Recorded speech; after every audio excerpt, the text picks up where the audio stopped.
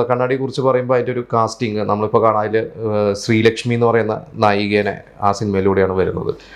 അതിന് മുമ്പ് ഒരു സീരിയലിലും ഏതോ ഒരു സിനിമയിൽ ചെറിയൊരു വേഷമൊക്കെ ചെയ്തിട്ടുണ്ട്. പക്ഷേ ശരിക്കും ശ്രീലക്ഷ്മി എസ്റ്റാബ്ലിഷ്ഡ് ആവുന്ന ഭൂതക്കണ്ണാടിയാണ്. ശരിക്കും ഭൂതക്കണ്ണാടിയിൽ ആദ്യം ശ്രീലക്ഷ്മീനെ പ്ലാൻ ചെയ്തു, പക്ഷേ പിന്നീട് സുകന്യയാണ് അതിലെ നായികയായിട്ട് വന്നത്. സുകന്യ വന്നു, 2 ദിവസം അഭിനയിച്ചു. അതിന് മുമ്പ് തന്നെ ലോഹിതദാസിൻ്റെ തന്നെ തിരക്കഥയിൽ സാഗരം സാക്ഷി എന്ന് പറഞ്ഞ സിനിമയിൽ മമ്മൂക്കയുടെ നായികയായിട്ട് സുകന്യ അഭിനയിച്ചിട്ടുണ്ട്.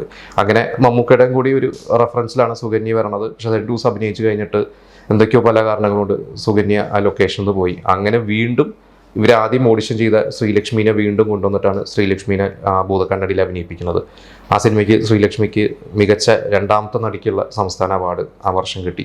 അങ്ങനെ ഒരുപാട് പ്രത്യേകതകളുള്ള ഒരു സിനിമയാണ് ഭൂതക്കണ്ണാടി. ഇന്നും ലോഹിതദാസ് അതിന് ശേഷം ഒരുപാട് സിനിമകൾ ചെയ്തെങ്കിലും ഭൂതക്കണ്ണാടി ഒരു എടുത്തു നിൽക്കുന്ന ഒരു സിനിമയാണ്. ലോഹിതദാസിൻ്റെ ഒരു മികച്ച സംവിധാനം, മികച്ച തിരക്കഥ ഒക്കെ ആയിട്ട് എപ്പോഴും പറയപ്പെടുന്ന ഒരു സിനിമയാണ്.